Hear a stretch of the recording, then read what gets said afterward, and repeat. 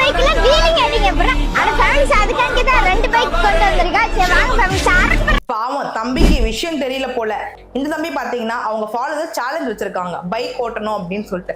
அந்த சேலஞ்சை நிறைவேற்றுறன்ற பேர்ல பைக்கும் ஓட்டிருக்காரு. இந்த மாதிரி உங்களுக்கு 18 வயசு ஆகிறதுக்கு முன்னாடியே இந்த மாதிரி ஒரு ஆர்வ கோளாறுல பைக் ஓட்டி அதனால நீங்க ஆக்சிடென்ட் பண்றீங்க அப்படின்னும் பொழுது உங்களுக்கு பெரிய லெவல்ல ஒன்றும் பனிஷ்மெண்ட்ஸ் கிடையாதுங்க. ஆனா உங்க பேரண்ட்ஸ்க்கு பாத்தீங்கன்னா 25,000 ரூபாய் வரைக்கும் ஃபைனும், அது மட்டும் இல்லாம அவங்களுக்கு 3 வருஷம் வரைக்கும் சிறை தண்டனை கிடைக்க ஏகப்பட்ட வாய்ப்புகள் இருக்குங்க.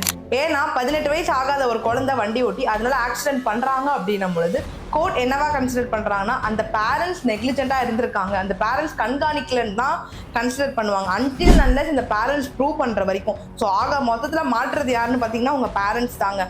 இதோட முடியறது கிடையாதுங்க. ஒரு நாள் 2 நாளுக்காக ஆசைப்பட்டு வண்டியை ஓட்டி அதனால எதனா நடக்குது அப்படின்னும் பொழுது இல்ல மாற்றுறீங்க அப்படின்னும் பொழுது உங்களுக்கு 25 வயசு ஆகுற வரைக்கும் லைசன்ஸ் கிடைக்காம போகிறதுக்கும் ஏகப்பட்ட வாய்ப்புகள் இருக்குங்க.